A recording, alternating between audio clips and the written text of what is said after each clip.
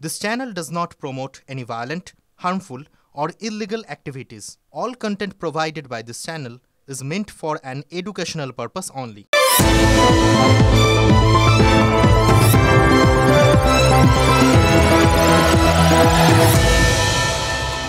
রোদে রাঙা ইটের পাজা, তার ওপরে বসলো রাজা, ঠোঙা ভরা বাদাম বাজা, খাচ্ছে কিন্তু গিলছে না, গিলতে পারা যাচ্ছে না। বিশ্বাস করুন, গলা দিয়ে জাস্ট নামছে না।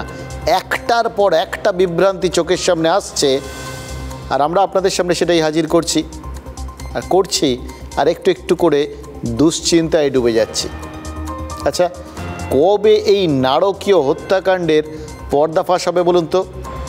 তার থেকেও বড় কথা, আদৌ এই পর্দাটা ফাঁস করা যাবে তো? তিলোত্তমার দেহ আবিষ্কারের পর ওই সেমিনার রুমে বহিরাগতদের উপস্থিতির ভিডিও দেখিয়েছিলাম আমরা।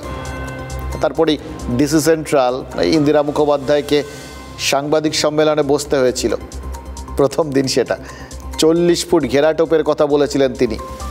তারপর আমরা চাদরের রং বদলে যাওয়ার ঘটনাটা প্রকাশ্যে এনেছিলাম। ডিসি সেন্ট্রাল সেটা স্বীকারও করেননি, আবার অস্বীকারও করেননি। শুধু বলেছিলেন তারা শুধু নীল রঙের চাদরের কথাই জানেন, সেটাই তাদের কাছে আছে, সেটাই তারা সিবিআইয়ের হাতে তুলে দিয়েছেন। কিন্তু ওই তিলোত্তমার বাবা মা তারা যখন দেখতে গেছিলেন 3:30-র সময়, 3 ঘন্টা বসে থাকার পর তারা যে সবুজ চাদরটা দেখেছিলেন তার কি হলো? জবাব নেই। কিন্তু তিনি এর বাইরেও যে খানিকটা অপ্রস্তুত সেটা বোঝা গেছিল যখন সাংবাদিক বৈঠকের মাঝপথে ফোন পেয়ে উঠে গিয়েছিলেন। তারপর ওই লাল যে চাদরটার কথা তিনি তখন পর্যন্ত জানতেন না আর কি, সেরকমই বলছিলেন। ফিরে এসে সেটার একটা তথ্য দিয়েছিলেন। এবার আজকে আবার একটা নতুন তথ্য আপনাদের সামনে আনছি। খেয়াল করে দেখুন, দুদিন দুটো জিনিস এনেছিলাম, দুবার প্রেস কনফারেন্সে বসতে হয়েছিল ডিসি সেন্ট্রালকে। আজকে যখন সকালবেলা এনেছিলাম তখন জানতাম আজকেও ওই বারবার 3 বার আজকেও একটা সাংবাদিক সম্মেলন হবে। হয়েছে। তিলোত্তমার মৃত্যুদিন অর্থাৎ 9ই আগস্ট আরজি করের ওই সেমিনার রুমের ভেতরের একটা স্টিল ছবি আপনাদের সামনে তুলে ধরেছিলাম আজকে সকালবেলা। ওই ভিডিও ছবিরই স্টিল ছবি, অনেক ক্লোজ। এই জুনিয়র ডাক্তাররা এই ছবিটা তুলেছিলেন, তাদের হাত থেকে এই ছবিটা আমাদের কাছে এসছে। এবার সাদা পর্দায় যে অংশটা ঘেরা দেখছেন তার পেছনেই রয়েছে তিলোত্তমার নিথর দেহ। আর দেহের আশেপাশে দেখতে পাচ্ছেন তো বেশ অনেক মানুষের উপস্থিতি দেখা যাচ্ছে। সিবিআই কিন্তু যখন ওই অকুস্থলের 3D স্ক্যানিং করেছিল তখন সেমিনার রুমে অসংখ্য পায়ের ছাপ পেয়েছে। এখন বুঝতে পারছেন, অসংখ্য পায়ের ছাপ পাওয়াটাই তো স্বাভাবিক। প্রমাণ লোপাটের আশঙ্কা না হয় ছেড়েই দিলাম, এতজনের পায়ের চাপে, পায়ের ভিড়ে প্রমাণ নষ্টের আশঙ্কাটা কি উড়িয়ে দেওয়া যায়? দেখুন, এরা প্রত্যেকে, ডিসি সেন্ট্রাল বলেছেন, এরা প্রত্যেকে যারা যারা ছিলেন তারা এই তদন্তের সঙ্গে যুক্ত, তারা অ্যালাউড ছিলেন ওইখানে যাওয়ার ক্ষেত্রে। এখন আমরা যতদূর জানি, বা যারা ফরেনসিক বিশেষজ্ঞ বা যারা প্রাক্তন পুলিশ কর্তা, তারা প্রত্যেকে বলেছেন যে এই রকম ক্ষেত্রে যখন পুলিশ বা তদন্তকারী দল অকুস্থলে মৃতদেহের আশেপাশে যায়, কাছে যায়, তখন তারা বিশেষ পোশাক পরে, গ্লাভস টাভস থাকে, যাতে তাদের হাতের ছাপ, পায়ের ছাপ, এইরকম বিষয়গুলো কোথাও গিয়ে ওখানে যদি আততায়ীর হাতের ছাপ বা পায়ের ছাপ থাকে সেগুলোর সাথে মিলে না যায়। যে ছবিটা আমরা দেখিয়েছিলাম সেখানে কারোরই সে সমস্ত উপযুক্ত পোশাক আমরা দেখতে পাইনি। কিন্তু ডিসি সেন্ট্রাল ওই যেদিন আমরা প্রথম ভিডিওটা দেখিয়েছিলাম সেদিন আমাদের কি বলেছিলেন? প্রথম দিন বলেছিলেন দেহ থেকে 40 ফুট দূরে একটা নাকি ঘেরা টপ ছিল, তার ভেতরে নাকি যাদের ঢোকার কথা নয় তাদের কাউকেই ঢুকতে দেওয়া হয়নি। 40 ফিট মানে বডি যেখানে পাওয়া গেছিল তার থেকে 40 ফিট পুরো জায়গাটা পুলিশের কর্ডন অফ করা ছিল। এবং এই যে ভিডিওটা যেটা আপনারা হয়তো দেখেছেন সেটা কিন্তু এই 40 ফিটের বাইরে যে 11 ফিট যে জায়গাটা আছে সেইখানকার একটা ভিডিও। এই যে জায়গাটা আছে এইখানে কিন্তু অনেকেই উপস্থিত ছিলেন, ফ্যামিলি মেম্বার ছিলেন, পুলিশের স্টাফ ছিল, হসপিটালের স্টাফ ছিল, অনেক ডাক্তারবাবুরা ছিলেন। সেমিনার হলে যেখানে বডি পাওয়া গেছিল তার থেকে 40 ফিটের মধ্যে বহিরাগত কেউ আসেননি।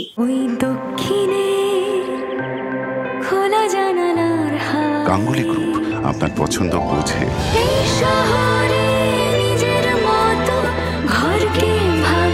গাঙ্গুলি গ্রুপ, ভরসার বসতবাটি। দেখুন, ওই ভিডিওর দিনের বক্তব্য তো শুনেছিলেন আপনারা। এগুলো সব ওই দূরে নাকি 11 ফিট দূর থেকে ছবিটা তোলা, ওই 11 ফিটের ছবি এটা।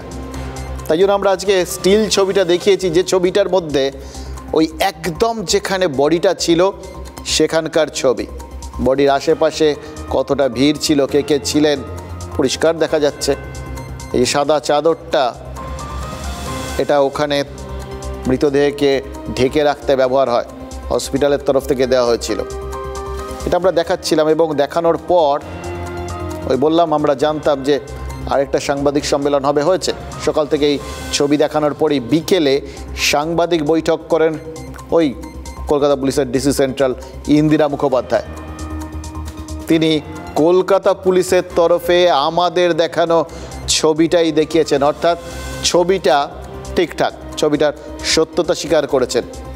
কিন্তু দাবি করেছেন যাদের এই ঘেরাটোপের মধ্যে থাকার কথা, মানে মৃতদেহের আশেপাশে থাকার কথা, তারাই শুধু ওখানে ছিলেন।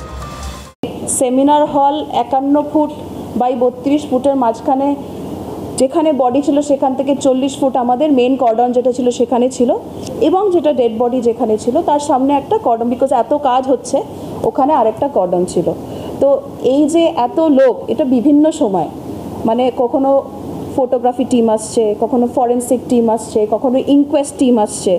অনেক রকম প্রশ্ন আপনাদের মাথায় আছে যে কি করে এত লোক কর্ডনের ভেতরে ঢুকলো। আমি আপনাদের বলছি যে কর্ডনের ভেতরে এমন কেউ ছিল না যার ওইখানে উপস্থিত থাকা উচিত ছিল না। তো আমরা লাইন দিয়ে আমাদের লোকজন দাঁড়িয়েছিল। কর্ডনের ভেতরে কেউ ঢুকতে গেলে যে কেউ ঢুকতে পারবে না।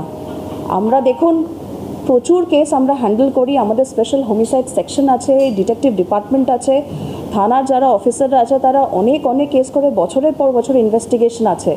ফলে ইনভেস্টিগেশন প্রসেসের সাথে ট্যাম্পারিং করা, স্পেশালি এরকম কেসে, একদমই সম্ভব নয়। দেখুন, 40 ফুটের ঘেরাটোপের কোনো ছবি কলকাতা পুলিশ প্রকাশ করেনি। ডিসি সেন্ট্রাল তিনি দাবি করেছেন যে এই যে লোকগুলিকে দেখা যাচ্ছে প্রত্যেকে এই তদন্তের সঙ্গে সম্পর্কযুক্ত, এবং ছবিগুলো ওই ঘেরাটোপের বাইরে থেকেই তোলা হয়েছে, ফলে ওই ঘেরাটোপটা দেখা যাচ্ছে না। এবার অদৃশ্য এই ঘেরাটোপ সম্পর্কে এই তিলোত্তমার বাবা মা তারা কিন্তু স্পষ্টভাবে বলেছেন তারা কোনো রকম ঘেরাটোপ দেখেননি। কিন্তু ডিসি সেন্ট্রাল বলছেন যখন, নিশ্চয়ই তারা দিয়েছিলেন, আমরা ধরে নিচ্ছি তিনি দিয়েছিলেন। এবার যারা ওই ঘেরাটোপের ভেতরে ঢোকার অনুমতি পেয়েছিলেন তার বক্তব্য অনুযায়ী যারা সবাই সম্পর্কযুক্ত এই তদন্তের ব্যাপারে, তাদের কয়েকজনকে মার্কিংও করে দিয়েছেন ডিসি সেন্ট্রাল, আর বলেছেন প্রমাণ লোপাট করা বা বিকৃত করাটা অসম্ভব। তারা যখন বলছেন মেনে নিচ্ছি, কারণ কলকাতা পুলিশ সত্যি তো তারা বলছেন যখন, কেন আর তারা তদন্তের ক্ষেত্রে এরকম একটা কাণ্ড করবেন, কেনই বা তারা বিকৃত করবেন। যেটা বলেছেন একদম ঠিক বলছেন, ধরে নিচ্ছি। মুশকিল কি জানেন, সুপ্রিম কোর্টে সিবিআইয়ের আইনজীবী অভিযোগ করেছেন প্লেস অফ অকারেন্স বা ঘটনাস্থল অল্টার বা পরিবর্তন করা হয়েছে। এই পিও যেটা বলে প্লেস অফ অকারেন্সটাকে, সেটা সম্পর্কেও ডিসি সেন্ট্রাল বলেছিলেন সেটাকেই তো অল্টার বা পরিবর্তন করা হয়েছে বলে সিবিআই বলে বসে আছে।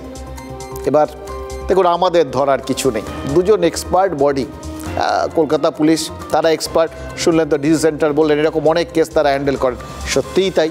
তাদের স্কটল্যান্ড ইয়ার্ডের সাথে তুলনা করা হয়, সিবিআই তারাও তো সেন্ট্রাল এজেন্সি। বা সুতরাং এদের বক্তব্য, বলছেন ওখানে প্লেস অফ অকারেন্স অল্টার হয়েছে, মানে তথ্য প্রমাণ নাড়াঘাটা হয়েছে, বদল হয়েছে, আর কলকাতা পুলিশ বলছে কোনো রকম, ডিসি সেন্ট্রাল বলছেন কোনো রকম কিছু সম্ভব নয়। এবার এই দুটো বিচার করে দেখতে পারে একমাত্র সুপ্রিম কোর্ট, কারণ তার সামনেই গিয়ে তো সব কিছু পড়েছে, তারাই বুঝুক। এবার আমরা বরঞ্চ আরেকটা অন্য প্রশ্ন বলি, এভিডেন্স ট্যাম্পারিং আর প্লেস অফ অকারেন্স, সেটা অল্টারের মধ্যে কি তফাৎ, এটা কলকাতা পুলিশ আর সিবিআই নিজেদের মধ্যে বসেও যেন তো ঠিক করে নিতে পারে, তাহলে তদন্তের ব্যাপারটা ঠিকঠাক হয়ে যায় আর কি। আমরা তো সেটাই চাই। আমরা শুধু তিলোত্তমার বাবা মায়ের বক্তব্যটা শোনাতে চাই, তার কারণ আমাদের ওই বড্ড আগ্রহ রয়েছে ওই যেটা 40 গজের ঘেরাটোপ না, সেইটাকে নিয়ে। 9ই আগস্ট বিকেল 3:30 নাগাদ তাদের নিয়ে ঘটনাস্থলে গেছিলেন খোদ পুলিশ কমিশনার। সকাল 10টা থেকে 10:30টার মধ্যে ওই পুরো ঘেরাটোপটা হয়ে গেছে বলে ডিসি সেন্ট্রাল দাবি করেছিলেন। আর ওই বাবা মা, তিলোত্তমার বাবা মা, তারা গেছিলেন 3:30টার সময়। তাহলে 10:30টার সময় যেটা দেওয়া হচ্ছে 3:30টার সময়, সেটা তো থাকারই কথা। সেটা বিকেল 3:30টার সময় তিলোত্তমার বাবা মায়ের কি নজরে এসেছিল? এইবার ইন্দিরা মুখোপাধ্যায় ওখানে ছিলেন না, কোনো কিছু জানেন না, উনি কী করে সমস্ত এত সত্যি কথা উনি একদম জোরের সঙ্গে কী করে বলছিলেন? টোটালি উনি মিথ্যা কথা বলছেন। আজকে আবার বলতে বাধ্য হচ্ছি এখন থেকে। এবং এর সঙ্গে এগুলো সমস্ত পুলিশেরই কাজ আমার মনে হচ্ছে। কর্ডন অফ করা ছিল? না না না, কোনো ঘেরা কোনো ঘেরা ছিল না। কোনো ঘেরা ছিল না না না। এটা করার সময় 3:30 নাগাদ। তো ডিসি সেন্ট্রাল যেটা বলছেন সে পুরো মিথ্যে কথা বলছে। উনি তো যে কটা কথা বলেছেন আমার তো মনে হয় 100% মিথ্যে কথা। উনি তো প্রথমেই বলছেন মানে 10টা 10:30 নাগাদ যখন ওই ভিডিওর লোকজন দেখা গেছে তখন উনি বলেছেন ওখানে বাড়ির লোক ছিল। আমরা তো তখন ওখানে পৌঁছাইনি, বাড়ির লোক কি করে হবে? আমরা তো 12:10 ওখানে পৌঁছেছি। ওই দক্ষিণে খোলা জানালার হাওয়া, গাঙ্গুলি গ্রুপ, আপনার পছন্দ বোঝে। এই শহরে নিজের মতো ঘরকে ভালোবাসা। গাঙ্গুলি গ্রুপ, ভরসার বসতবাটি। কি জানি, তিলোত্তমার পরিবারের বক্তব্য তো আপনারা শুনলেন, আর তার আগে তো ডিসি সেন্ট্রালের বক্তব্য শুনেছেন, সিবিআই কি বলেছে সেটাও শোনালাম। এবার আপনারা একটু একটু করে মেলাতে থাকুন। দেখুন, সিবিআই এর তদন্তকারীরা ঘটনাস্থলের 3D স্ক্যানিং করে যে শুধু জুতোর ছাপ দেখতে পেয়েছেন সেটাও তো স্বাভাবিক। আপনারা দেখতে পাচ্ছেন যারা রয়েছেন তাদের প্রত্যেকেই জুতো পরে রয়েছেন। এবার মৃতদেহের কাছে রয়েছেন ফরেনসিক বিশেষজ্ঞরা। তার বাইরে কোনো ফরেনসিক প্রমাণ টমান ছিল কিনা সেটা কি গ্যারান্টির সঙ্গে বলতে পারছে কলকাতা পুলিশ? পারছে? পুলিশ কর্মীরা সকলে অবশ্য ফরেনসিক এক্সপার্ট নয়। তাহলে বললেন কি করে? তারা যে জুতো পরে ঘুরছেন সেই ছবি তো দেখাই যাচ্ছে। এবার ভেবে দেখুন, অতগুলো জুতো পরা পা মৃতদেহের আশেপাশে ওইভাবে ঘুরে বেড়ালো। ফরেনসিক এক্সপার্টরা ছাড়া কারো শরীরে উপযুক্ত পোশাক রয়েছে বলেও তো দেখা যাচ্ছে না। কারোর জুতোর সোলে কোনো চুলের টুকরো, রক্তের দাগ বা চামড়ার অংশ যে লেগে যায়নি তার কোনো গ্যারান্টি আছে? এই প্রশ্নগুলো তো আমরা না, ফরেনসিক এক্সপার্টরা তুলছেন। যারা প্রাক্তন পুলিশ কর্তা তারা তুলছেন, তারাও অনেক অনেক তদন্ত করেছেন। তাদের বক্তব্যগুলো আমরা পেয়েই আপনাদের সামনে তুলে ধরছি। এর জন্য সম্পূর্ণ দায়ী ক্যালকাটা পুলিশ, তাদের দায়ী, তারা দায়ী। এবং এই যে ক্রাইম সিনটা নষ্ট করে দিলে, আগে বলেছিলে যে আমি 11 ফুট ছেড়ে দিয়েছি, এখন তো দেখা যাচ্ছে 40 ফুটের মধ্যে মানুষ সেখানে ঘুরছে। সেখানে বলুন আমি কি পাবো সেখানে? এই অপরাধ চক্র যারা চালান তাদের কিন্তু দেখা যাচ্ছে এই ভিডিওতে তারা এসছেন কোথায়, জলপাইগুড়ির কোন চিকিৎসক, বর্ধমানের কোন চিকিৎসক, যাদের থাকার কথা নিজের জায়গায়, তারা ওই দিন সকালে মিতার মা বাবা মৃতদেহ দেখবার আগে তারা ঠিক করছেন ওখানে। এবং ফরেনসিক মেডিসিনের এক্সপার্টদের ডেকে আনা হয়েছে যাদের ওখানে পোস্টিং নেই, ফরেনসিক এক্সপার্টদের। তাহলে কি তাদেরকে ফরেনসিক উপায়টা জেনে নিয়ে কিভাবে তথ্য প্রমাণ লোপাট করলে সিবিআই আর ধরতে পারবে না, সেই রকম কি চেষ্টা হয়েছিল? এসআইটি গঠন করেছে, তার উদ্দেশ্য ছিল এই যে এভিডেন্স ট্যাম্পারিং করা। আমরা যেটা দেখেছিলাম সেটা হচ্ছে যে কর্ডন ছিল না। যে ছবি দেখা যাচ্ছে সেই ছবির সাথে আমরা সহমত পোষণ করি। কলকাতা পুলিশের কমিশনার বিনীত গোয়েল বলেছিলেন যদি কলকাতা পুলিশের বিরুদ্ধে প্রমাণ নষ্টের প্রমাণ কোনো রকম মেলে আর কি, তাহলে তিনি টিম সমেত তদন্তের মুখোমুখি হতে প্রস্তুত। সেটা সুপ্রিম কোর্ট আর সিবিআই দেখুক। আমরা দেখছি রং। কাল 2 রঙের চাদরের উপস্থিতি দেখিয়েছি, আজ দেখাবো জামার রং। লাল রঙের টি শার্ট পরা একজনকে দেখা যাচ্ছে জুনিয়র ডাক্তারদের দেওয়া এই ছবিতে। আমাদের তিলোত্তমার বাবা মাও জানিয়েছেন লাল জামা পরা এক ব্যক্তির আচরণ বেশ সন্দেহজনক ছিল। তিনি যেন কিছু খুঁজছিলেন। কে তিনি? পুলিশ কি তার খোঁজ নিয়েছে? জানতে চেয়েছে তিনি কে, কেন ওখানে গেছিলেন, বাবা মার কাছ থেকে এই কথা তার নিশ্চয়ই শুনেছিলেন, তাহলে তো তাদেরও খোঁজ খবর নেওয়া উচিত।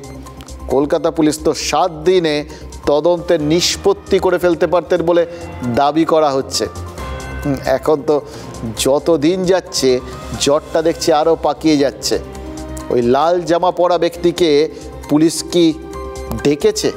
লাল টি শার্ট পরে একজন এসে মানে খোঁজাখুঁজি করছিল, হ্যাঁ সন্দেহজনক ভাবেই সে তাকাচ্ছিল, মানে কিছু কোনায় কিছু খোঁজার চেষ্টা করছিল। আমার পাশে একজন মানে স্টুডেন্ট ছিল, তাকে আমি বললাম দেখো তুমি কি একে চেনো? ও বললো আমাদের গ্রুপ ডি। আমি বললাম ওকে ধরো, ও কিন্তু সন্দেহজনকভাবে তাকাচ্ছে। বললে ও দৌড়ে গেল, তার ফটো টটো নাকি তুলে রেখেছিল, কিন্তু আমার কাছে কিছু নেই। এই লাল জামা কি বহিরাগত?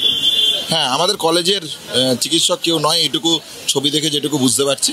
তাহলে কলেজের চিকিৎসক যদি না হয় তাহলে অবশ্যই বহিরাগত হবে। ছবি দেখে যেটুকু বুঝতে পারছি তাতে এটাই মনে হচ্ছে। সে কিছুই না হয় যে সে কলেজের হয়, তাহলে চলে আসুক ক্যামেরার সামনে, সে এসে বলুক যে না কিছু না, আমি আমার দলের তরফ থেকে কেউ না, আমি একজন সাধারণ স্টুডেন্ট, আমি দাঁড়িয়েছিলাম ওখানে, আমি ওখানে দেখতে গিয়েছিলাম নিজের ইচ্ছায়। কিন্তু পুলিশের কাছে আমাদের এটা কোশ্চেন থাকবে যে তাহলে ওনাকে ঢুকতে দিয়েছিল কে? ওনাকে পারমিশনটা দেওয়া হয়েছিল, উনি পুলিশের মাঝখানে দাঁড়িয়ে পুলিশের ভেতর থেকে উকি দিয়ে দেখছে বডিটার কি অবস্থা, কি হয়েছে না হয়েছে। যে প্রশাসনের ব্যর্থতাটা চোখে আঙুল দিয়ে দেখিয়ে দিচ্ছে সবাই, তারপরেও প্রশাসন বুঝতে পারছে না তাদের ব্যর্থতাটা কোথায়। পুলিশের রোলটা তো সবার কাছে এখন আশা করি ক্লিয়ার হয়ে গেছে যে ওনারা অ্যাকচুয়ালি কি রোল প্লে করছিলেন ওই দিনকে, আর কিভাবে মানে এভিডেন্স ট্যাম্পারিং হয়েছে।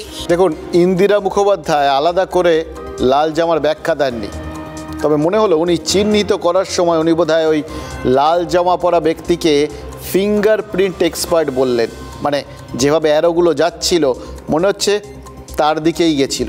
তারপরে আমাদের ফিঙ্গারপ্রিন্ট এক্সপার্ট, যেটা আমাদের ডিডির টিম আছে, দেখুন আমরা ঠিক শিওর নই, যেভাবে দেখালেন মনে হচ্ছে লাল জামাকে ইন্দিরা মুখোপাধ্যায় ফিঙ্গারপ্রিন্ট এক্সপার্ট হিসেবে চিহ্নিত করলেন, অথবা হয়তো অন্য কাউকে করেছেন। তাহলে ওনার সম্পর্কে পরিষ্কার করে কিছু বলেননি। কলকাতা পুলিশ যে মার্ক করা ছবি দিয়েছে তাতেও কিন্তু ফিঙ্গারপ্রিন্ট এক্সপার্ট লেখা তীর চিহ্নটা ওই লাল জামা পরা ভদ্রলোকের মাথাতেই এসে থামছে। আচ্ছা, লাল জামা পরা ভদ্রলোক কে বলুন তো? ওই দিন আরজিকর হাসপাতালে লাল জামা পরে একজন ভদ্রলোক ছিলেন, তাকে পরবর্তী ক্ষেত্রে আমরা প্রেস কনফারেন্সের সময়ও দেখেছি। হ্যাঁ, দেখুন তো উনি কিনা। আমাদের ছবি, কলকাতা পুলিশের ছবি পাশাপাশি রেখে দেখছি, আপনারাও দেখুন মিলছে কিনা। এটা পুলিশও দেখতে পারে, কারণ আমরা নিশ্চিত পুলিশ তারাও কিন্তু মনে মনে চায়, ডিসি সেন্ট্রাল নিজেও চান, পুলিশ কমিশনার নিজেও চান এই তদন্তটা একদম সঠিকভাবে হোক। মুখ্যমন্ত্রী নিজে বলেছেন তাদের হাতে থাকলে তারা এত সহজে এটাকে 7 দিনের মধ্যে নিষ্পত্তি করে দিতেন, ফাঁসি দাবি করেছেন তিনি। ফলে তাদের তরফ থেকে ডেফিনেটলি একটা প্রোগ্রেস ছিল এবং তারা নিশ্চিতভাবেই এগোচ্ছিলেন ঠিকঠাক পুরো সব কিছু, কোনো কিছু নিশ্চয়ই ছেড়ে রাখেননি তারা। আমরা জাস্ট তারা তো মাঝে মধ্যে ইদানিং আমাদের সঙ্গে কথাবার্তা বলছেন, মানে সোশ্যাল মিডিয়ার মাধ্যমে আর কি। এর আগে যখন আরজি করে হামলা হয়েছিল তারা সোশ্যাল মিডিয়ায় তারা ছবি দিয়ে আমাদের সাহায্য চেয়েছিলেন, মানে সাধারণ মানুষের সাহায্য চেয়েছিলেন, যাতে তাদের ধরিয়ে দেওয়া যায় যে কারা হামলাকারী। তো সেই জায়গার থেকে এবং তাদের বলা হয়েছিল যে কিছু তথ্য প্রমাণ থাকলে তাদের জানাতে। তো আমরা জাস্ট আমাদের সন্দেহগুলো আমরা সাপ্লাই করে দিচ্ছি, তাদের হয়তো নিজেদের হোমওয়ার্ক করতে কাজে লাগবে। এবং তারা যদি মনে করেন যে এটা একটা ভ্যালিড তথ্য, তাহলে হয়তো তারা কোথাও গিয়ে সিবিআইয়ের হাতে তুলে দেবেন এগুলো। তাই জন্যই আপনাদের সামনে এই ছবিটা তুলে ধরছি। এই ছবিটা সেদিন রাত্রিবেলা ছিল, সবাই লাল জামা, প্রায় একই রকম দেখতে। এটা মিলিয়ে দেখার কাজটা না পুলিশ করতে পারবে, জানেন তো, পুলিশ এ ব্যাপারে এক্সপার্ট। এটা তারা অনেক তদন্ত করেছেন, আমরা করিনি। হ্যাঁ, শুধু যদি জানা যায় খুব ভালো হয় যে ওই ভদ্রলোক কে ছিলেন। অভয় দিলে আরও একটা প্রশ্ন রাখি, আচ্ছা ছবিতেই যে বেগুনি জামার খাকি প্যান্ট পরা ব্যক্তি, উনি কে? ওনার পরিচয় তো চিহ্নিত করে দিলেন না। আসলে ছবিটা ওনারা কেটে নিয়ে সেখান থেকে চিহ্নিত করেছিলেন, তো পুরোটা দেখালে তখন আবার এই লোকগুলোর ব্যাপারটা আসতো। তো বড় করে দেখানোর জন্য করেছিলেন, আমাদের বোঝানোর সুবিধের জন্য, এটা বুঝতে পেরেছি। ডিসি সেন্ট্রাল ওই জন্য করেছিলেন ছবিটাকে বড় করে, কারা কারা ছিলেন সবাই পুলিশের লোক। কিন্তু এই ভদ্রলোক, ওনার পরিচয়টা কিন্তু জানা দরকার, কারণ উনিও তো ওই ঘেরাটোপের মধ্যেই ঢুকে পড়েছিলেন না, একদম মৃতদেহের কাছাকাছি। এবার প্রশ্ন হচ্ছে, নিশ্চয়ই পুলিশ উনি কে সেটাও খোঁজ খবর করে দেখবে, আমরাও খোঁজ খবর নিয়েছি, কিছু জানতে পেরেছি, আরও নিশ্চিত হলে সেটাও আমরা জানাবো আর কি। আমাদের সন্দেহগুলো তো আমাদের ধারণা এইগুলো এত মানে তারা এত পরিচিত মুখ, নিশ্চয়ই পুলিশ জেনে যাবে। কিন্তু এবার আসল প্রশ্নটা দাঁড়াচ্ছে ঘেরাটোপ নিয়ে। আলটিমেটলি আবার মানে যেখান থেকে শুরু করেছিলাম ওই প্রথম দিন, আজকেও সেখানে গিয়েই পৌঁছেছি। ঘেরাটোপ, কলকাতা পুলিশ 40 ফুটের ঘেরাটোপের কথা বলেছিল, তার বাইরে প্রমাণ থাকতে পারে না। ইন্দিরা মুখোপাধ্যায় বলেছেন পারে, হাসপাতাল জুড়েই নাকি প্রমাণ থাকতে পারে, আর তাই জন্যেই নাকি সিসিটিভি ফুটেজ খতিয়ে দেখা হয়েছে। বেশ কিছু তথ্য প্রমাণও নাকি তারা পেয়েছেন, সেই সমস্ত কিছু আগে সংগ্রহ করেছেন, সেগুলো সিবিআইকে তারা দিয়েছেন। একদম থাকতে পারে। সেমিনার হলে বাইরে পুরো আরজি কোর্ট বিল্ডিংয়ে প্রচুর সিসিটিভি ক্যামেরা, সেগুলো আমরা অবশ্যই দেখেছি।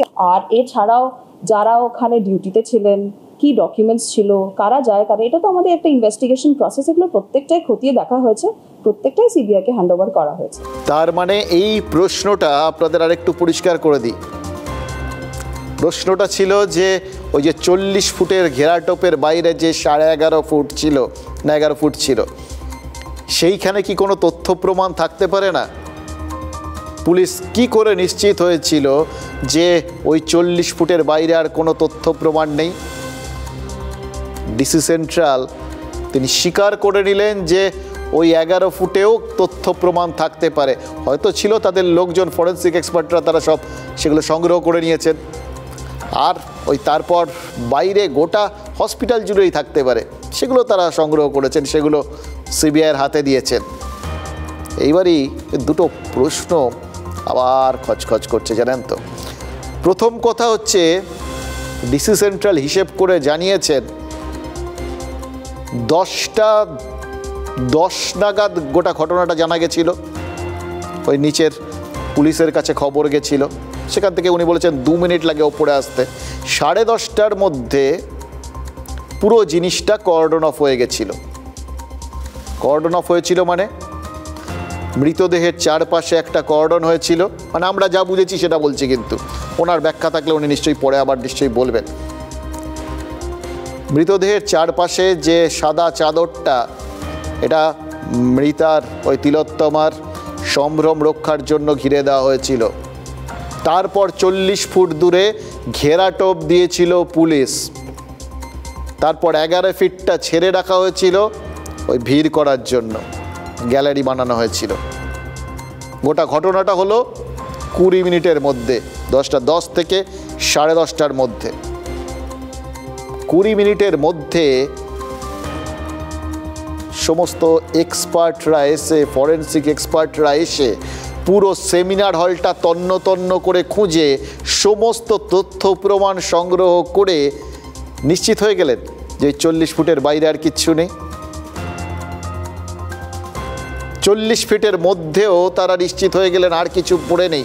ওই জন্য অত লোক ইচ্ছে মতো জামা কাপড়, ইচ্ছে মতো জুতো পরে, গ্লাভস টাভস না পরে ঢুকে যেতে পারলেন? এগুলো জাস্ট প্রশ্ন, নিশ্চয়ই আমরা উত্তরগুলো পেয়ে যাব। তবে একটা কথা জানেন তো, যে ব্যাখ্যাটা দিয়েছেন সেটা যদি হয়, তাহলে ভাবুন তো কিরম, মানে ওই যে 7 দিনের মধ্যে ওনারা পুরো তদন্তটা শেষ করে ফেলবেন না, তার সাথে এটা কিন্তু মানানসই। 20 মিনিটের মধ্যে ওই অন্তত এই 11 ফিট, মানে 40 থেকে যে 11 ফিট আর কি, যেখানে ওই অসংখ্য মানুষ, বাইরের লোকজন, বহিরাগতরা, তারা ঢুকেছিলেন, সেই জায়গাটায় যে আর কোনো তথ্য প্রমাণ পড়ে নেই, সেটা ফরেন্সিক এক্সপার্টরা নিশ্চিত হয়ে গেছিলেন, খুঁজে দেখে ফেলেছিলেন সুপারফাস্ট। দেখুন, তারপরেও তো উনি বললেন যে গোটা জায়গাটা জুড়েই বিভিন্ন তথ্য প্রমাণ থাকতে পারে। ঠিকই, গোটা হসপিটাল জুড়েই থাকতে পারে, কিন্তু অকুস্থলেই তো সব থেকে বেশি থাকতে পারে। তাহলে গোটা সেমিনার হলটাই কেন সিল করানো হলো না, এটা তো বুঝতে পারলাম না। কেন কিছু মানুষের ঢোকার জন্য গ্যালারির মতো জায়গা ছেড়ে রাখা হলো, এই প্রশ্নটা তো কিন্তু উঠবেই। আমরা তুলেই ফেললাম, নিশ্চয়ই উত্তর পাবো। এই গত 3 দিন ধরে পরপর পেয়েছি, আবার নিশ্চয়ই পাবো। দেখুন, ক্রিকেটে একটা কথা আছে জানেন তো, লাকি টস টু লুজ, মানে যখন পিচের চরিত্র অনুমান করা যায় না তখন নাকি টস হারাটাই ভালো। কলকাতা পুলিশের কাছে কি এই কেসটা lucky case to lose? Kolkata police কিন্তু প্রথম দিনেই জানিয়ে দিয়েছিল অন্য কোনো এজেন্সি এই তদন্ত যদি করে তাদের কোনো আপত্তি নেই। এবার দেখুন, কলকাতা পুলিশের দেওয়া তথ্য প্রমাণ ঘেঁটেই তো অপরাধী খুঁজতে হবে সিবিআইকে, আর তারা বলছেন অকুস্থল অল্টার্ড হয়েছিল। কি মুশকিল। এবার তথ্য প্রমাণে তার মানে গণ্ডগোল। তথ্য প্রমাণ যেগুলো সংগ্রহ হয়েছে সেগুলো কলকাতা পুলিশ করেছে, সেগুলোতে যদি গণ্ডগোল থাকে সঠিক ফলাফলটা কি করে পাওয়া যাবে? এটা বড় চ্যালেঞ্জের সামনে ফেলে দেওয়া। আরেকটা প্রশ্ন ছিল, ডেথ সার্টিফিকেটে মৃত্যুর সময় বলা হয়েছে দুপুর 12টার পর 12:44। এটা আপনাদের দেখিয়েছি কালকে, ওখানে ওই শ্মশানেও সেটাই দেওয়া আছে, তারা বলেছেন ডেথ সার্টিফিকেট ওটাই আছে। তাহলে সকাল 10:30টার থেকে ঘটনাস্থল আর দেহটা ঘিরে ফেলা হলো কি করে? যদি তিলোত্তমার 12টার পরেই মৃত্যু হয়ে থাকে তাহলে দেহ ঘেরার সময় তিনি কি বেঁচে ছিলেন? এইটা অদ্ভুত আর একটা প্রশ্ন, এবং প্রশ্ন যতই অদ্ভুত হোক এক্সপার্টরা কিন্তু বলছেন এটা খুব গুরুত্বপূর্ণ প্রশ্ন। মুশকিল কি জানেন, এক্সপার্টরা যাই বলুন, উপেন বিশ্বাস সিবিআইয়ের প্রাক্তন অধিকর্তা পূর্বাঞ্চলে, তিনি বলছেন যে এটা যদি হয়ে থাকে, মানে যেখানে পোস্টমর্টেমে বলা হয়েছে 3টে থেকে 6টার মধ্যে মৃত্যু হয়েছে, যেখানে পুলিশ বলছে 10:30টার মধ্যে কর্ডন করে দেওয়া হয়েছে, সবাই সব কিছু জেনে গেছেন, তারপর যদি মৃত্যুর টাইম লেখা হয় ডেথ সার্টিফিকেটে 12:44, তাহলে সেটা অনেক বড়, অনেক গুরুত্বপূর্ণ একটা ত্রুটি, উপেন বিশ্বাস বলেছেন। কিন্তু এগেইন আবার মুশকিল, এই সমস্যাটা হাসি মুখে হাসপাতালের ঘাড়ে ঠেলে দিয়েছেন ডিসি সেন্ট্রাল, অর্থাৎ এটা নিয়ে তারা মাথা ঘামাচ্ছেন না। 10:10 যখন বলা হয়েছে ওখান থেকে 2 মিনিট বড়জোর লাগে নিচে থেকে ওপরে যেতে। আমি বলেছি 10:30টার মধ্যে আমাদের কর্ডন প্লেস হয়ে গেছিল। পুলিশ 10:12 এরকমই হবে, 10:30 কামরা সব যা ছিল অল অ্যাভেলেবল, ইনস্ট্যান্টলি আমরা কার্টেন দিয়ে কর্ডন অফ করে দিয়েছি। সেকেন্ড কর্ডন ওটাকে ইনস্ট্যান্টলি কর্ডন অফ করা হয়। আমরা আমাদের তরফ থেকে আমাদের টিম এসে আমরা সেকেন্ড কর্ডন সব দেখে টেকে নিয়ে আমরা সেকেন্ড কর্ডনটা করে দিয়েছি।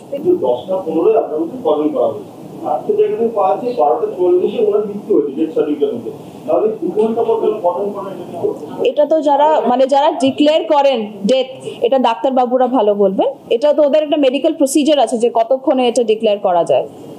ঠিক আছে, থ্যাংক ইউ। তার মানে ডেথ সার্টিফিকেট যে ডাক্তার লিখেছেন তাকেও তো জিজ্ঞাসাবাদের দায়িত্বটা সিবিআইয়ের উপরেই চলে গেল।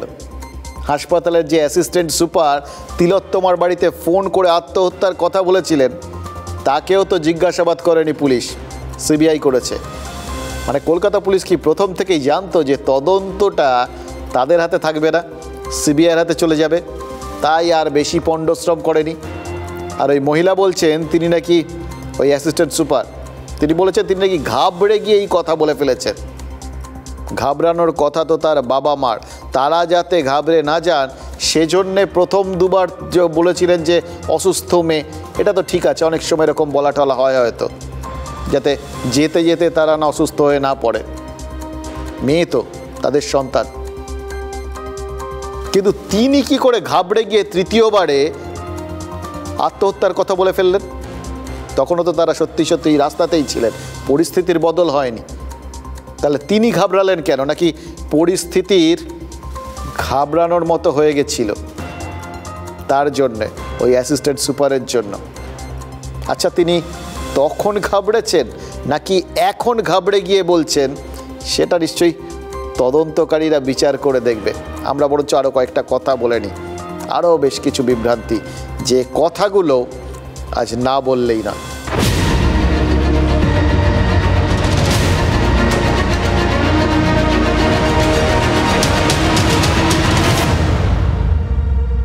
বলুন তো, বাজারে এখন কোন জিনিসটা রাখাল আর কোন জিনিসটা চাহিদা আকাশ ছোঁয়া? না, বাংলাদেশের ইলিশ নয়, এখন সব থেকে বেশি চাহিদা একটাই জিনিসের, বিচারের। ইংরেজিতে যাকে জাস্টিস বলে, তবে বিচারের মানে এক একজনের কাছে এক এক রকম। আরজি করের ডাক্তাররা বিচার চাইছেন, তাদের পেছনে রয়েছে গোটা দেশের চিকিৎসা সমাজ এবং গোটা দেশের মানুষ।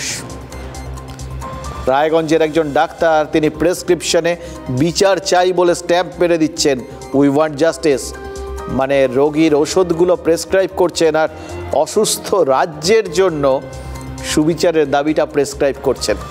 ডাক্তারদের দাবি প্রকৃত দোষীদের খুঁজে বের করা, সন্দীপ ঘোষের সাসপেনশন এবং কর্মক্ষেত্রে নিরাপত্তা। এটা গেল ডাক্তারদের পার্ট। রাজনীতি, তারাও তো বিচার চাইছে, বিজেপিও বিচার চাইছে। ডোরিনা ক্রসিংয়ে অবস্থান বিক্ষোভ চলছে তাদের। আজ মহিলা কমিশনে অভিযান হয়েছে, তালা ঝুলিয়ে প্রতীকী বিক্ষোভ দেখানো হয়েছে। কলকাতা পুরসভায় বিরোধী কাউন্সিলরদের দাবিতে তিলোত্তমার জন্য নীরবতা পালন হয়েছে। এই বিরোধী রাজনৈতিক দলগুলোর কাছে কিন্তু বিচারের মানেটা আলাদা। তারা মুখ্যমন্ত্রী মমতা বন্দ্যোপাধ্যায়ের পদত্যাগ চান, সন্দীপ ঘোষ নয়, ঘুরপথে নয়, সরাসরি দাবি করছেন তারা। কিন্তু তৃণমূল, তারাও তো বিচার চাইছে। তারা কেন বিচার চাইছে সেটা তো বুঝতে পারছি না।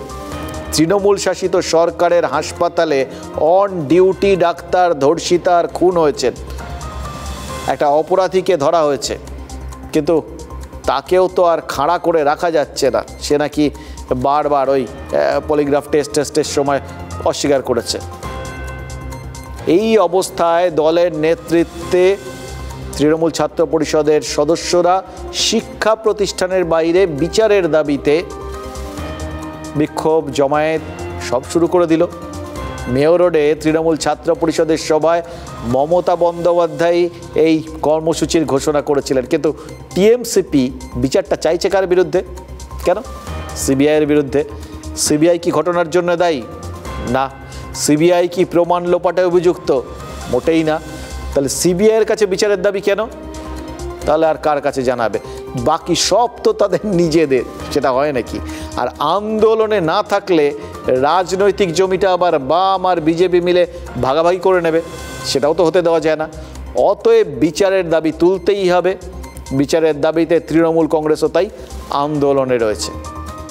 কোচবিহারে নাগরিক সমাজ মিছিল করলে পুলিশ বলেছে সিজিওতে যাও। তৃণমূলের ছাত্রকুলো বলছে সিজিওতে যাও। আর মেয়র ফিরাদ হাকিমও বলছেন সিবিআই বিচার দাও, মানে চার্জশিট দাও। এই হচ্ছে সমস্যা, জানেন তো।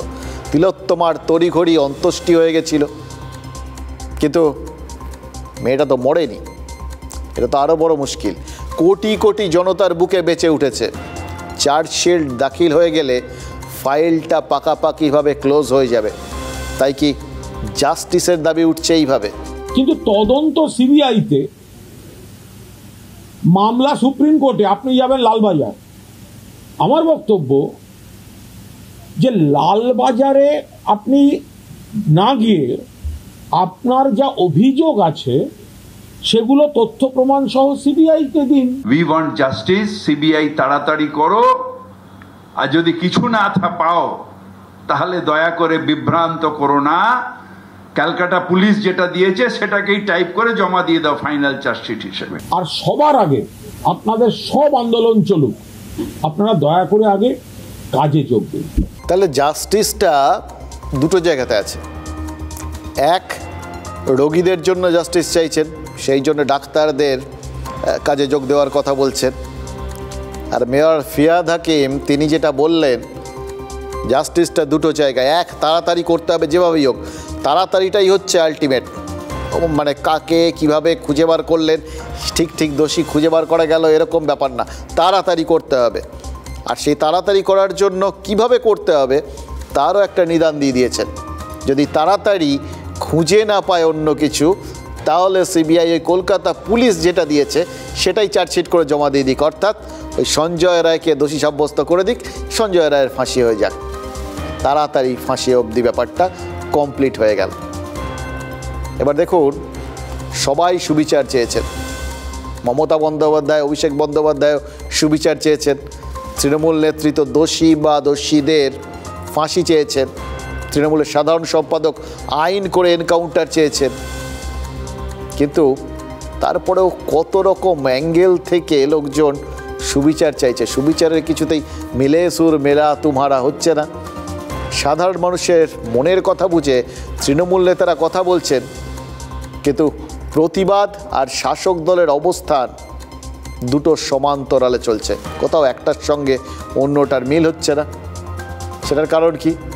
আজ পূর্ব মেদিনীপুরে 93 জন চিকিৎসককে স্বাস্থ্য দপ্তর শোকজ করেছে একসঙ্গে। হঠাৎ কেন এই পদক্ষেপ? ডেট 14 তারিখ, যেদিন সবাই বিক্ষোভ করেছিলেন, যেদিন রাত্রিবেলা সবাই রাস্তায় নেমেছিলেন। জেলা মুখ্য স্বাস্থ্য আধিকারিক জানিয়েছেন, স্বাস্থ্যসাথীর বিলের অনুমোদন দেখতে গিয়ে গরমিল ধরা পড়েছে। তাই ওই 93 জন চিকিৎসক আর 70টা নার্সিংহোমের বিরুদ্ধে পদক্ষেপ করা হয়েছে। মানে গোটা ব্যাপারটার সঙ্গে বিক্ষোভ ঠিক্ষোভের কোনো সম্পর্ক নেই, এটা ক্লিয়ার করে দিয়েছেন আর কি। সিএমওইচ ক্লিনিক্যাল এস্টাবলিশমেন্ট অ্যাক্টের দোহাই দিয়েছেন। কিন্তু মুশকিল কি জানেন? চিকিৎসক সংগঠন আইএমএ বলছে তিলোত্তমার জন্য বিচারের দাবিতে আন্দোলনের মুহূর্তে এই শোকজকেও তারা সন্দেহের চোখেই দেখছেন। বিশেষ করে ডেট 14 তারিখ হওয়ায় তাদের সন্দেহটা আরও বেড়েছে। আমরা যেখানে দেখলাম 2-এর বেশি জায়গাতে ডাক্তারবাবুরা আছেন, সেই সব নার্সিংহোমকে বেসিক্যালি আমরা জানিয়েছি যে এই ডাক্তারবাবুর নামে নোটিশটা হয়েছে, কিন্তু নার্সিংহোমগুলোকে জানিয়েছি আপনাদের ডাক্তারবাবুদের কাছ থেকে এইটা খবর নিয়ে আমাদেরকে বলতে বলুন। 93 জনকে নোটিশ দিচ্ছে এই আন্দোলনের সময়, এই যে যদি ক্লিনিক্যাল এস্টাবলিশমেন্ট অ্যাক্টের বাইরে যদি কিছু হয়ে থাকে সিএমএইচ স্যার সেটা স্টেপ নেবেন। কিন্তু এই ইরেগুলারিটিটা কতদিন ধরে হচ্ছে এবং সেটা হঠাৎ করে এই সময়ে সিএমএইচের নজরে এলো কি করে? কোনো ভিন্ডিকটিভ অ্যাটিটিউড নিয়ে এটা করছেন কিনা এটা আমাদেরকে যাচাই করতে হবে। বলার পর থেকে মুখ্যমন্ত্রী চেরা চামুন্ডারা নন্দী ভৃঙ্গিরা নেমে পড়েছে। ওখানে গিয়ে ডাক্তারদেরকে, জুনিয়র ডাক্তারদেরকে ভয় দেখানো হয়েছে, আর্জি করে ঘটনা বলে ভয় দেখানো হয়েছে। এর সঙ্গে এখন ডাক্তারবাবুদের ক্ষেত্রে কোনো অ্যাকশন নিলেই তারা আরজি করের সঙ্গে মিলিয়ে দোষটা ঢাকতে যেন না। মানে কুণাল ঘোষ পরিষ্কার করে দিলেন যে এটা কোনো না কোনোভাবে ওই আরজি করের সঙ্গে জুড়ে দেওয়ার একটা চেষ্টা হচ্ছে। তিনি সেটাকে অপচেষ্টা বললেন। আবার এই যে একটা সঠিক ব্যবস্থা নেওয়া, যেটাকে সঠিক কুণাল ঘোষরা বলছেন, সেটাকে আবার এই ডাক্তারদের সংগঠন তারা অপচেষ্টা বলছে। এবং তাদের বক্তব্য প্রতিবাদী চিকিৎসকদের বিরুদ্ধে বেছে বেছে ব্যবস্থা নেওয়া হচ্ছে। তাই কি? মুখ্যমন্ত্রী গতকাল কিন্তু পরিষ্কার করে বুঝিয়ে দিয়েছেন, আন্দোলনরত চিকিৎসকদের বিরুদ্ধে কোনো পদক্ষেপ রাজ্য করছে না। তাহলে তো নিশ্চয়ই এই চিকিৎসকদের বিরুদ্ধে ওই আন্দোলনের জন্য ব্যবস্থা নেওয়া হয়নি।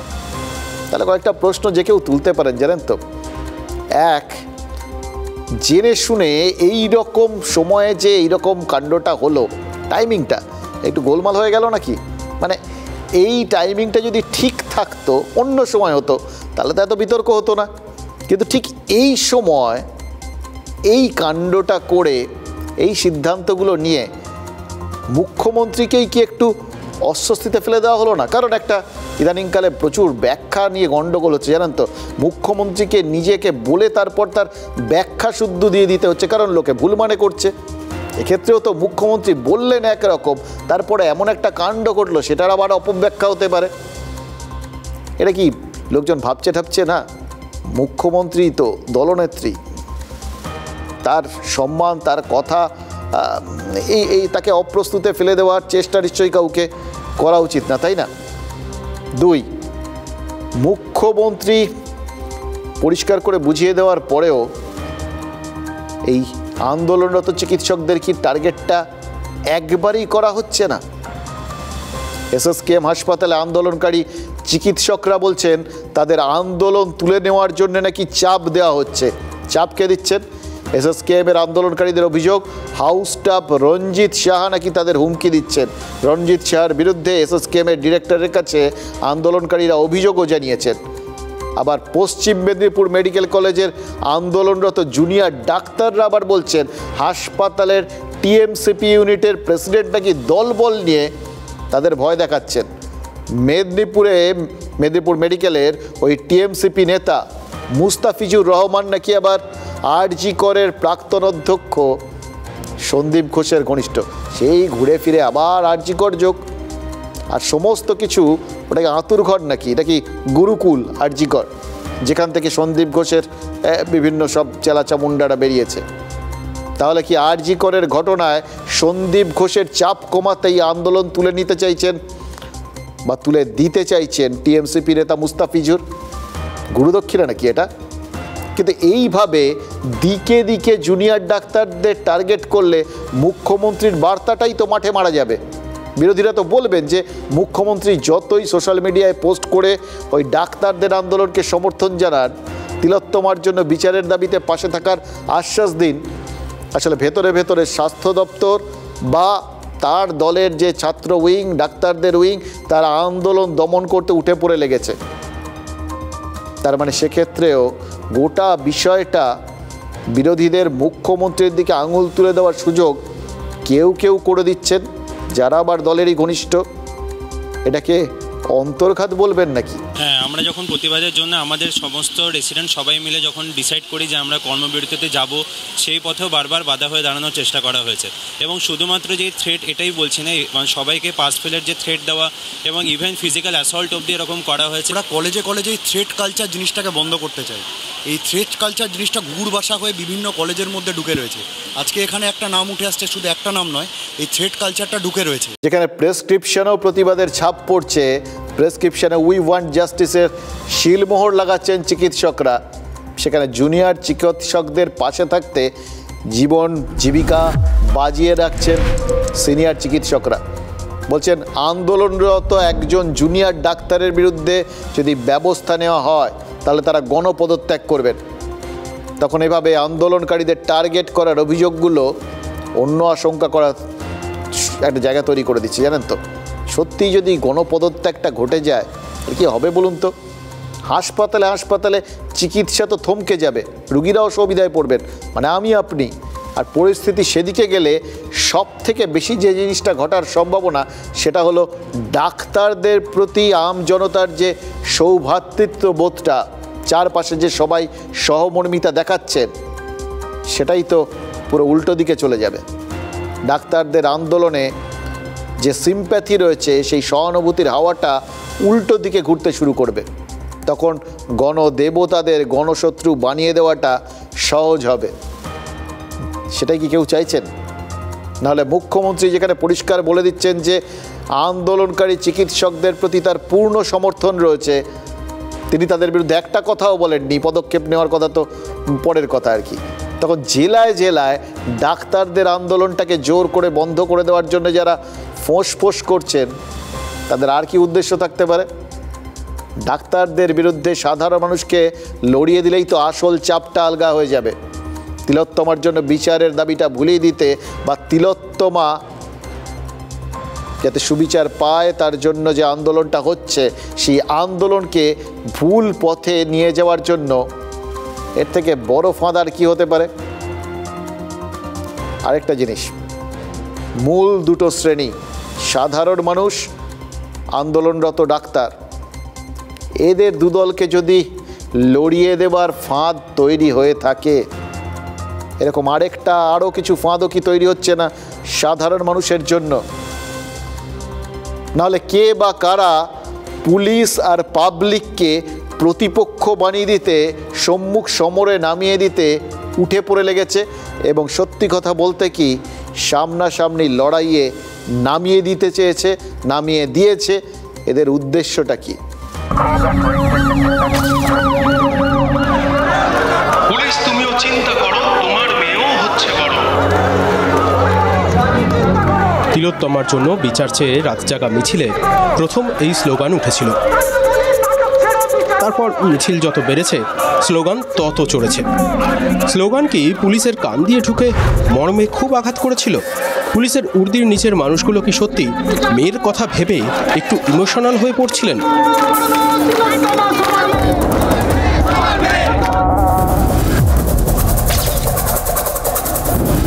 তাই কি বাহিনীর মনোবল চাঙ্গা করতে মিছিলের স্লোগানের পাল্টা স্লোগান তৈরি করতে হলো?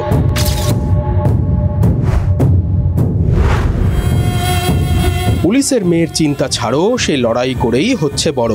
এই পাল্টা স্লোগান এখন পুলিশের স্ট্যাটাসে 6 লাভ।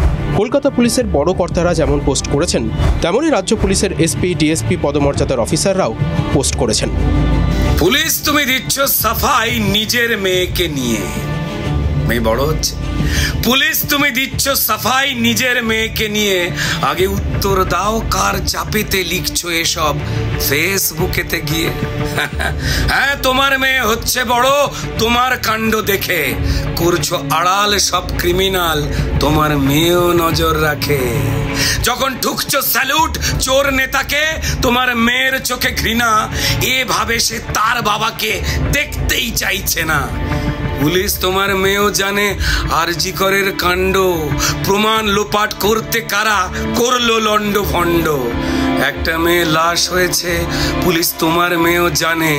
অনেক কথা বলতে চায় সে তার পুলিশ বাবার কানে কানে, কিন্তু বাবা উর্দি খুলেও সেই পুলিশ সেজেই আছে। মেয়ের প্রশ্নের উত্তর নেই তার পুলিশ বাবার কাছে। পুলিশকে নিয়ে স্লোগান বেঁধে ফেলেছিলেন হরে কৃষ্ণ কোঙার, পুলিশ তুমি যতই মারো মাইনে তোমার 112। হরে কৃষ্ণ কোঙারের এই স্লোগান এখনকার ভাষায় সারা রাজ্যে ভাইরাল হয়ে যায়।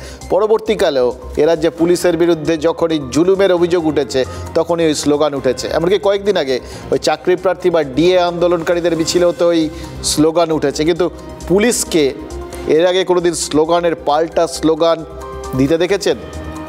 দেখিনি, এখন দেখা যাচ্ছে। আপাতত না হয় ময়দানটা সোশ্যাল মিডিয়া, কিন্তু যদি একবার সত্যিকারের ময়দানে দুপক্ষকে প্রতিপক্ষ ভেবে নেয় তাহলে কি হবে ভাবতে পারছেন? ভেবেই তো শিউরে উঠছি।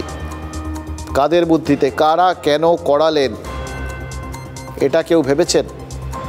নবান্ন অভিযানের দিন আমরা কিন্তু দেখেছি আন্দোলনকারীদের ছোঁড়া ইটে পুলিশের মাথা ফাটতে। একজনকে তো চোখের চিকিৎসার জন্য নিয়ে যাওয়া হচ্ছে হায়দ্রাবাদে। আবার এটাও দেখেছি একজন আহত পুলিশকে উদ্ধার করে নিয়ে যাচ্ছে ওই আন্দোলনকারীরাও। প্রথম ছবিটা ভয়ের আর দ্বিতীয়টা ভরসার। কিন্তু এই ভরসার জায়গাটা যদি নষ্ট হয়ে যায়, যদি দুই দলকে প্রতিপক্ষ ভেবে নেয়, তাহলে ভরসার জায়গাটা সেটাই তো শেষ। ভরসা বলে তার কিছু থাকবে না। যেটা থাকবে সেটা হচ্ছে শত্রুতা। আর শত্রুতা কোথায় পৌঁছে দেয় সেটা দুপক্ষের থেকেই ভালো আর কেউ জানে না। পুলিশের একটা শ্রেণীর অংশ আইপিএস অফিসাররা, তারা নিচের তলাকে বাধ্য করছেন এই ধরনের পোস্ট করতে।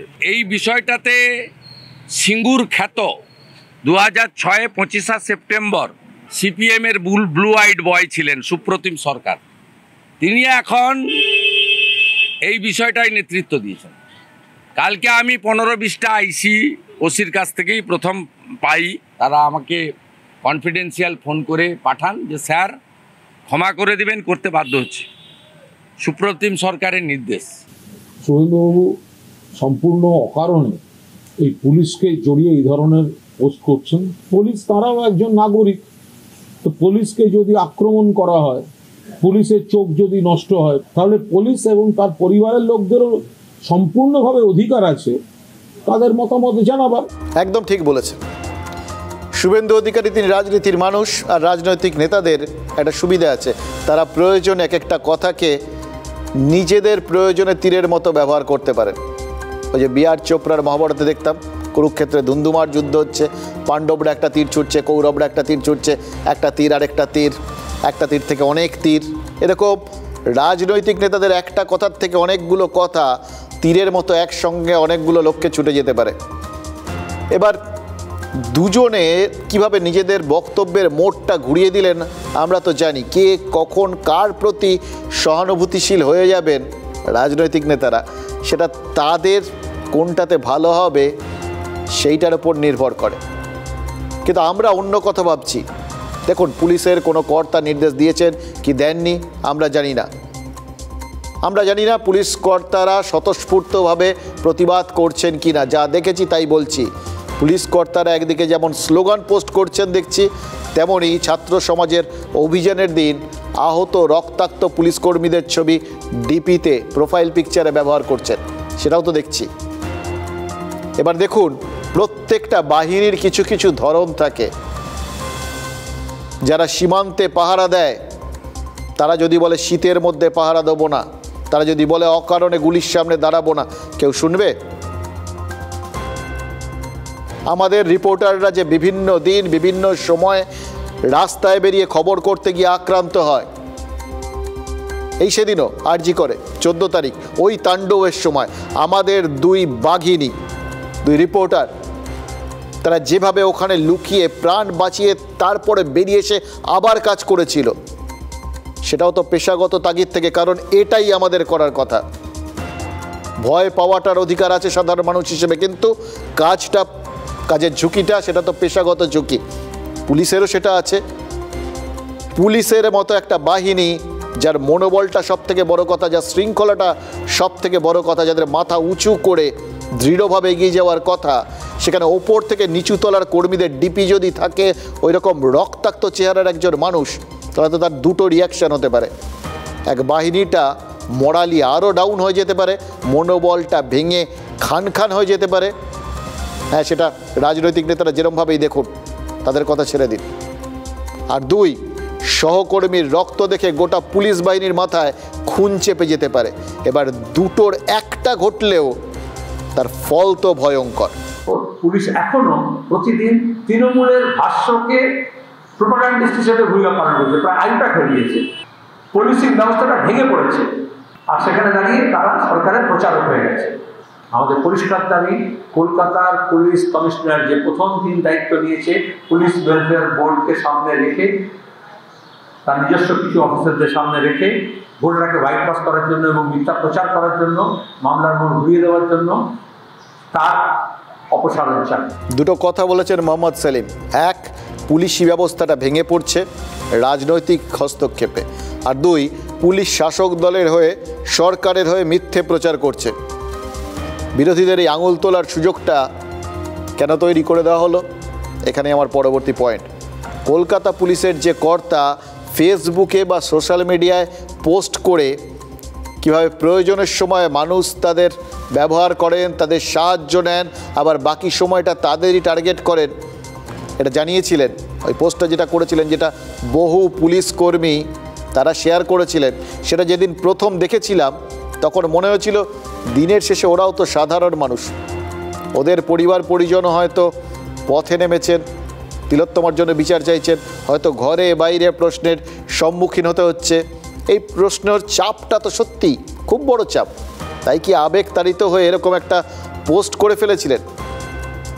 কিন্তু সবাই মিলে যখন শেয়ার করতে শুরু করলেন এবং তারপর পর যখন আমি দেখলাম যে একটা ধারাবাহিক একটা কনসার্টেড ব্যাপার হচ্ছে, সব পুলিশকর্মী তারা ওই পরে রক্তাক্ত ছবিগুলো তারা নিচ্ছেন, এই বিভিন্ন স্লোগান পোস্ট করছেন, তখন পুরো পোস্টটা আরেকবার ভালো করে পড়লাম। দেখলাম যে কাজগুলো তারা সাধারণ মানুষের অনুরোধে করে দেন বলে জানিয়েছেন, তার মধ্যে অনেকগুলোই তো ঠিক আইন মেনে নয়, বেআইনি অথবা অন্য কোনো সাধারণ মানুষের সাহায্য নিয়ে করা কাজ। ফলে গোটা বিষয়টা যদি এমন একটা লেনদেনের সম্পর্ক হয়ে যায়, মানুষ, সাধারণ মানুষ আর পুলিশ, এদের দুজনের মধ্যে একটা ভয় এবং ভক্তির সম্পর্ক থাকা দরকার আমাদের সমাজটা ঠিকঠাকভাবে শৃঙ্খলাবদ্ধ থাকার জন্য। তার বদলে যদি লেনাদেনার সম্পর্ক হয়ে যায় তাহলে তো খুব মুশকিল। আর এটা যদি সবাই শেয়ার করতে শুরু করেন তাহলে তো আরও মুশকিল, কারণ এটা তো প্রকাশ্যে বিজ্ঞাপন দিয়ে দেওয়া হচ্ছে। যে স্লোগানগুলো আজকে পুলিশ কর্তারা শেয়ার করেছেন তার মধ্যে অনেকেই হয়তো পুরোটা না দেখে শেয়ার করেছেন বলে আমার ধারণা। কোথাও গিয়ে তোমার ছেলেও হচ্ছে বড়, এটার মধ্যে কোথাও কি একটা কোনো রকম বার্তা রয়েছে, ভাবার বিষয়।